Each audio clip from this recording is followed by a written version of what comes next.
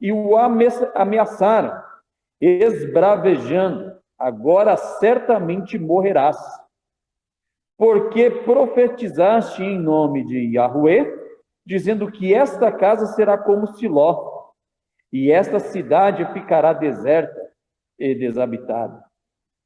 E todo o povo se ajuntou em torno de Jerusalém, no templo de Yahweh. Amém? Vejam só, a história novamente se repete, porque o coração do povo estava sempre no amuleto, nunca no Senhor do templo. Quando nós vemos o Senhor levantando todos os profetas que foram necessários no período dos reis, por que foi necessário tudo isso? Porque o povo, muito embora tivesse o belo e suntuoso templo construído no período do rei Salomão, mas o que era mais valoroso para eles era aquilo que os olhos humanos poderiam contemplar. Então aqui nós temos a mesma problemática. Em continuidade aí, veja só.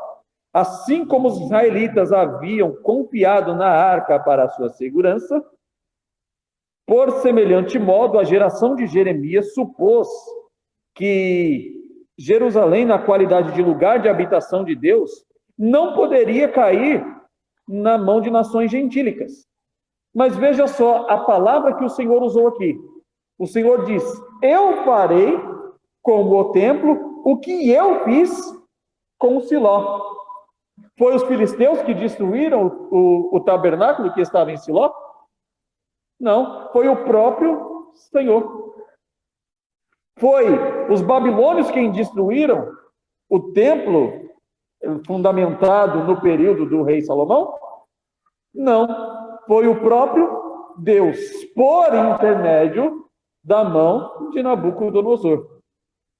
Ou seja, se nós não entendermos o sentido real, que é o Senhor e não os nossos supostos inimigos, a quem nós acreditamos todo o mal que nos sobrevém, se nós não entendermos o que é que o Senhor quer nos ensinar com isso, nós ficaremos como os israelitas ficaram no deserto, rodando por 40 anos, rodando um ciclo de vida inteiro. Todos os dias rodando em círculos. Jeremias sugeriu que considerassem as ruínas de Siló e tirassem proveito desse exemplo histórico. As escavações arqueológicas mostraram que Siló fora reduzida a ruínas no século XI a.C. Sua destruição nesse tempo explica o fato de que pouco depois os sacerdotes oficiaram em Nob, em 1 de Samuel, capítulo 21, verso 1. Também é digno de nota nessa conexão que Israel, em ocasião alguma, tentou trazer a arca de volta para Siló. A vitória dos filisteus desmoralizou eficazmente os israelitas quando a nora de Eli deu à luz a um filho, muito apropriadamente, que lhe deu o nome de Icabode, porquanto ela sentia profundamente que a bênção divina fora retirada de Israel. Ou seja, Icabode é onde está a sua glória, ou foi-se a glória de Yahvé. Siló fora fundamentada, Siló foi para a glória de Deus, Siló teve a oportunidade de ser o que Deus esperava que fosse, mas perdeu a oportunidade. Então, passou-se dele a glória. Agora, o Senhor concede oportunidade a uma outra localidade. Isso daqui nós tiramos uma lição muito importante. Que o Senhor concede oportunidades na nossa vida, e oportunidades que, se nós não aproveitarmos, elas não voltarão mais. Elas serão únicas. Então, nós temos que aproveitar as oportunidades que Deus nos concede para sermos aquilo que nós precisamos ser diante de Deus. Deus conta conosco para o exercício da sua glória. Deus conta com cada um de vocês para o exercício da sua glória. Então, aproveite a oportunidade que o Senhor está lhe dando de edificar outras pessoas. Aonde está o erro de Siló aqui? O erro de Siló está justamente no exclusivismo. Siló, por ser ali agora a moradia do Eterno, ou seja, o tabernáculo está instaurado em Siló, está edificado em Siló. Então, Siló é o lugar mais abençoado de todos. Os sacerdotes habitam lá, então a bênção de Deus está lá. Então, eles começam a olhar para eles. Agora, quando nós pensamos na aliança abraâmica, nós conseguimos ver coerência dentro da aliança abraâmica. Ou seja, o que o Senhor prometeu a Abraão, que nós vimos aqui há 3 aulas atrás? O que o Senhor prometeu a Abraão? Que em Abraão seria o quê? Bendita todas as famílias da terra. Os israelitas estando em Siló, eles estavam abençoando a sua volta, ou eles estavam abençoando só a si mesmos? Esse é um enorme problema. E é o problema pelo qual o Senhor causou confusão lá em Babel. Lembram? Por quê? Era para eles se espalharem pela terra, serem fecundos e abençoarem a terra. Só que qual foi o projeto? Vamos nos unir e ficar todos no mesmo lugar.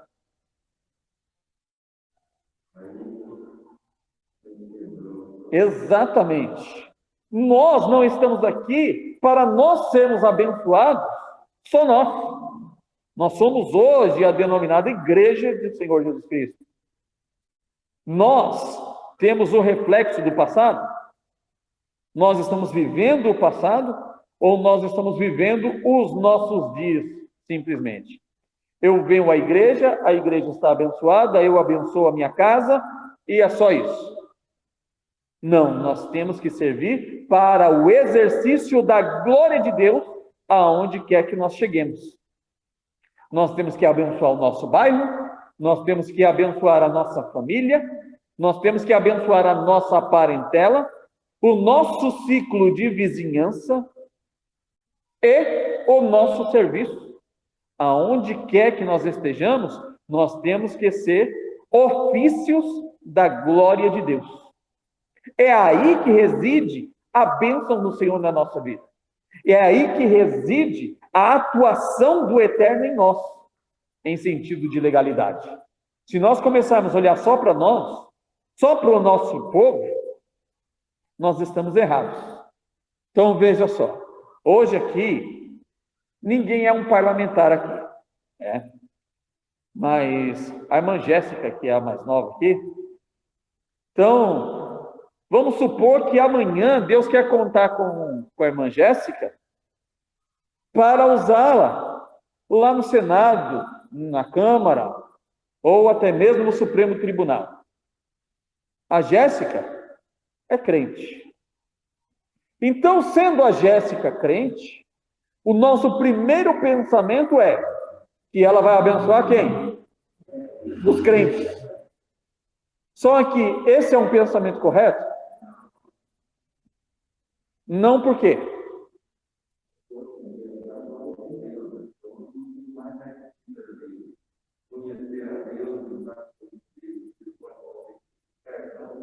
Exatamente. Ou seja, a Jéssica tornando-se parlamentar, em qualquer esfera que for, ela não está lá para servir os crentes, e sim para servir a nação como um todo. E principalmente os descrentes.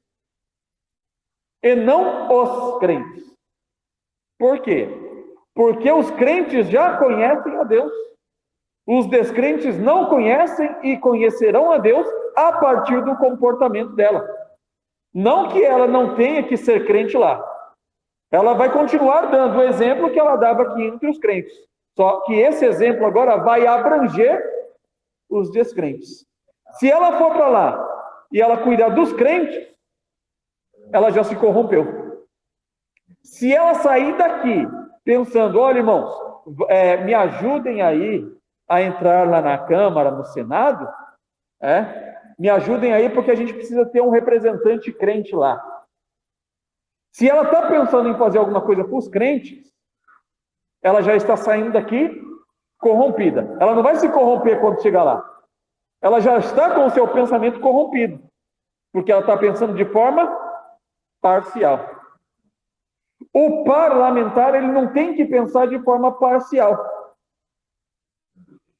Ele tem que pensar de forma cristã. Como é que Cristo procedeu?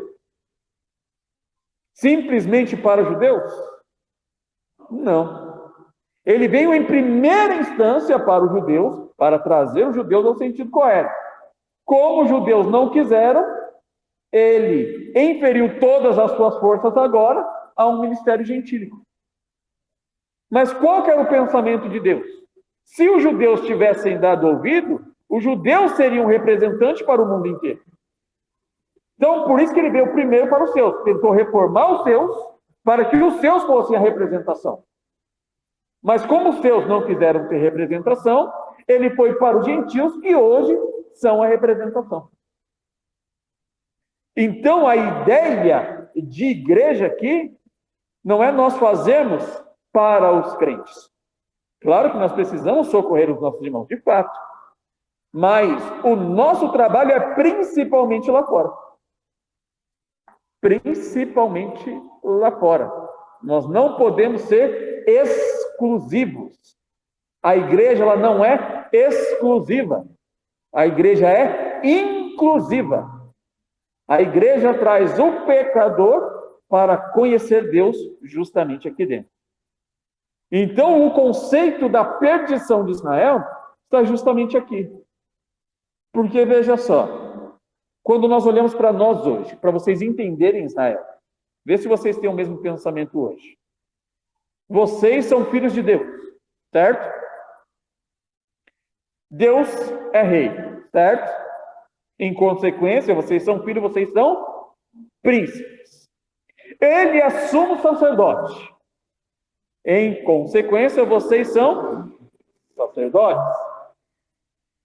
Vocês são donos de tudo o que é de Deus, porque vocês são co-herdeiros justamente com Jesus, certo? Perfeito. Vocês são tudo isso. Quando vocês estão diante do ímpio, vocês batem no peito e dizem, nós somos tudo isso? Eu não posso ficar assim, passando por isso diante do ímpio? Esse era o pensamento de Israel. Israel, por ser Israel, eles tinham que ser os pomposos. Eles tinham que ser o bom do negócio. Se o crente pensar desse jeito, ele está em declínio espiritual. O crente nunca pode pensar dessa forma. Ele tem que estar lá para fazer manifestar não quem ele é, mas quem Deus é. Porque Deus, em nós, ele se manifesta com bênção para todas as famílias da terra. Ou seja, a bênção de Abraão tem que se cumprir. Então, o ministério traçado é o ministério abraâmico. Nós estamos aqui para sermos abençoados ou para abençoar? Para abençoar. E quando nós abençoamos, nós somos abençoados. Por quê? Porque ninguém pode dar aquilo que não tem. Então, quando você abençoa a outrem, o Senhor, ele te abençoa para que você possa abençoar. Mas se você pensa em você ser abençoado, você perde a bênção. O caminho é inverso. Então, eu estou aqui para ajudar no meu semelhante. Não para destruí-lo, não para ser melhor do que ele, não para passar a perna nele. Estou dentro da coerência do que Jesus veio propor? Sim ou não? Eu estou em contrariedade ao que Jesus propôs? Por isso que Jesus diz que as Escrituras testificam de quem? Dele. As Escrituras, muito embora as situações são diferentes, mas a essência permanece inalterável. E para nós hoje, nós estamos em outro tempo. Nós não vivemos aqui reis lutando um contra o outro, mas a essência permanece inalterável. O que nós precisamos ser, nós temos que continuar sendo. Por isso que Jesus, aliás, João Batista fala para os fariseus que dessas pedras Deus poderia suscitar filhos a Abraão. Ou seja, se vocês são filhos de Abraão, procedam como Abraão. Qual que era o procedimento de Abraão? Era abençoador. Ok? Então, quando nós procedemos dessa forma, vai-se agora. Nós começamos a viver icabode. Ou seja, a glória se esvai da nossa vida. Nós que somos Siló, temos a oportunidade de ser Siló, perdemos e passamos a ser icabode. Ao mesmo tempo em que talvez demonstrasse que a religião cananeia já conseguira penetrar o pensamento israelita, porque os povos devotos de Baal, tal nome seria alusão à morte do Deus da fertilidade. O lugar da história de Israel é singular, sendo o último dos juízes, ele exercia jurisdição civil por toda a terra de Israel. Outro sim, ele obteve o reconhecimento de ser o maior profeta de Israel desde os tempos mosaicos.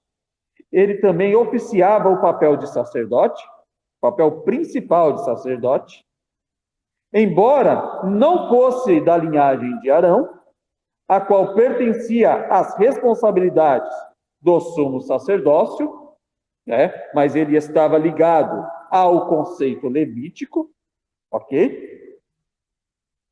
A Bíblia preserva comparativamente pouco acerca do ministério real desse grande líder. Quando ele faleceu e a ameaça de opressão filisteia tornou-se mais pronunciada, muito naturalmente os israelitas se voltaram para Samuel, esperando a sua liderança. Depois de haver escapado do despojamento do santuário de Siló, Samuel estabeleceu morada em Ramá, onde erigiu um altar.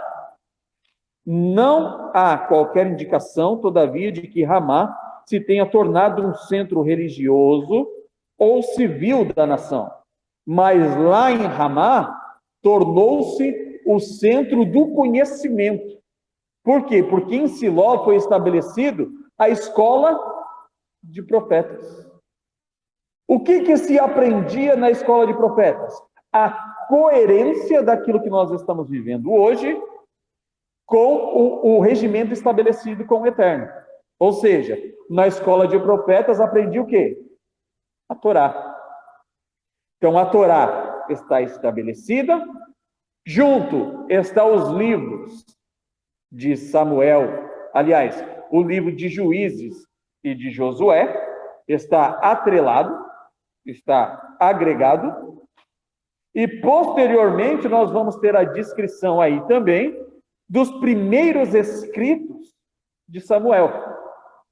Então, dentro desses primeiros escritos de Samuel, vai ter o registro aí do primeiro livro de Samuel. Então, o que eles aprendiam na escola de profetas? Aprendiam estar ligado intimamente com as essências de Deus. O pastor Juscelino, ontem ele pregou uma mensagem na igreja acerca do perfume.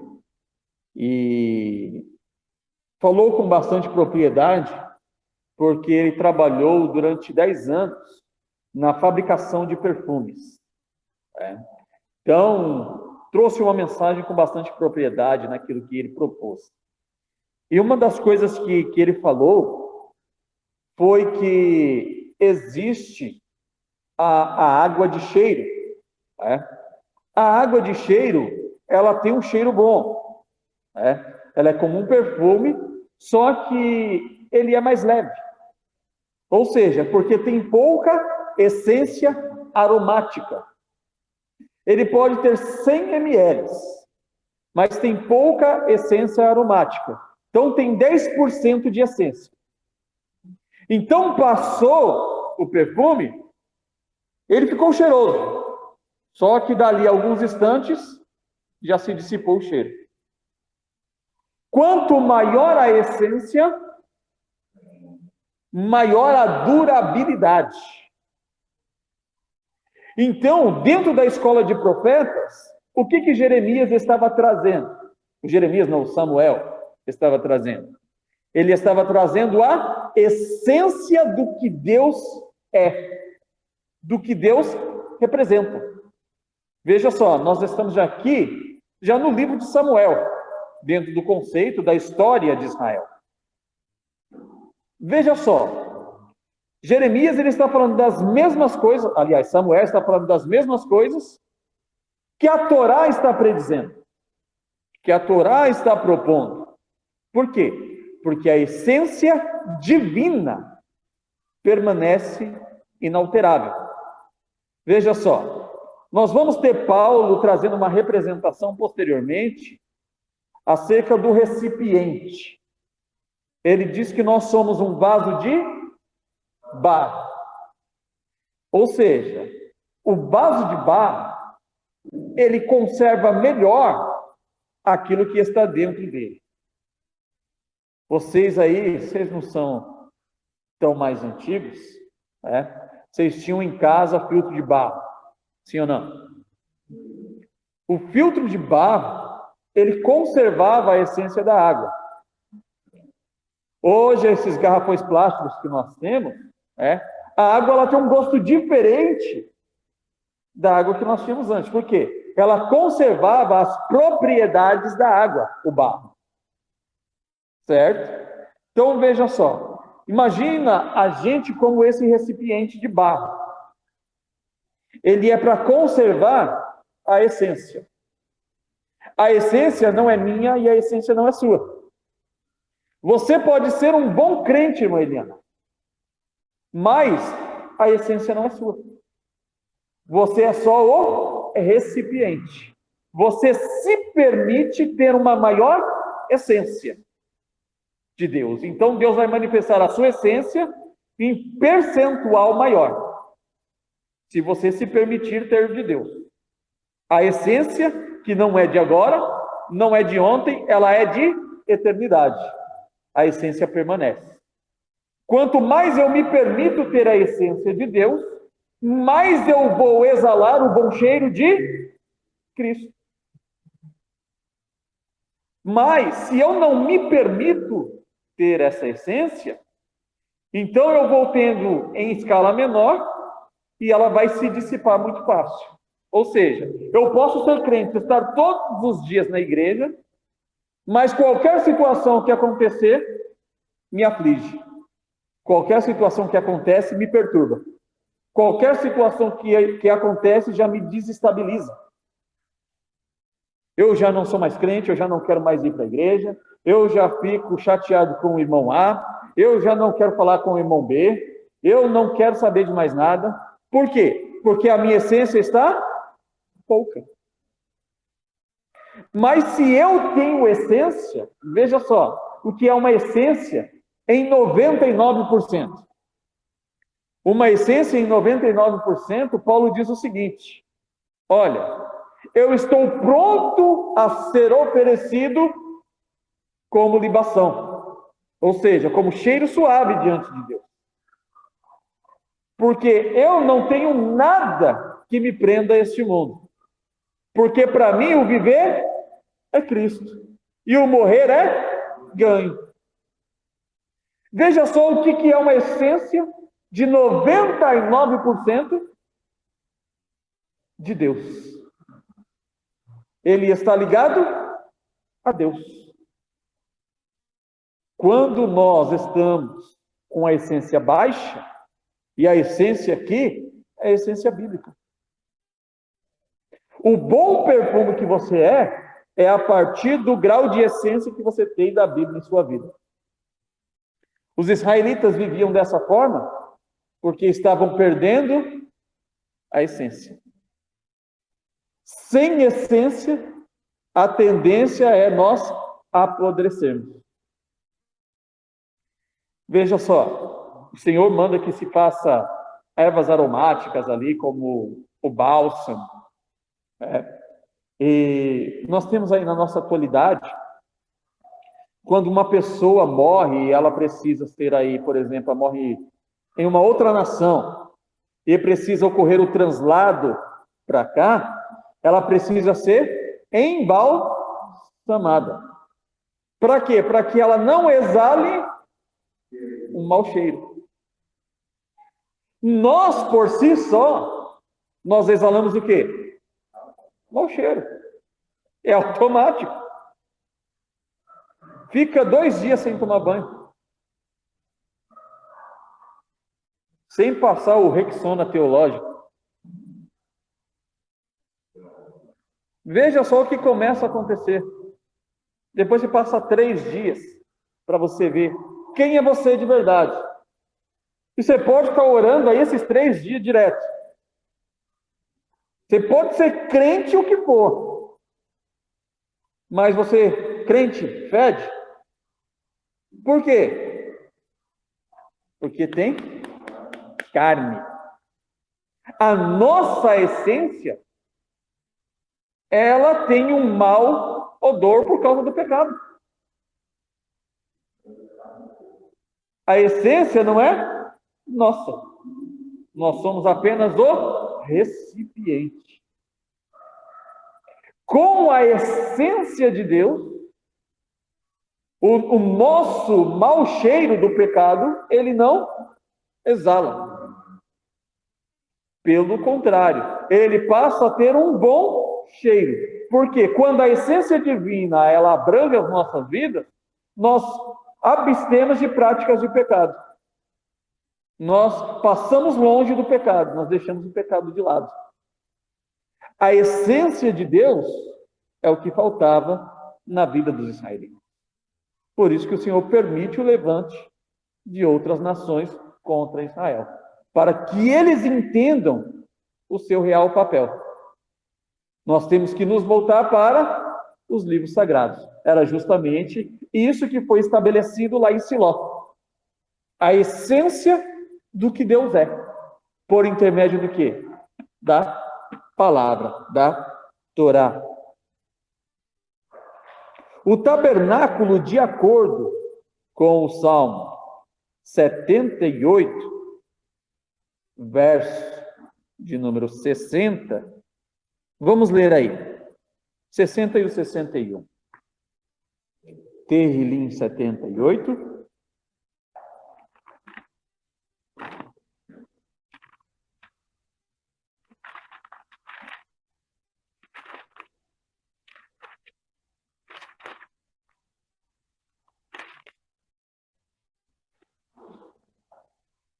Verso 60 e o 61. Pode ler, irmão Raul? Salmo 78, versos 60 e 61.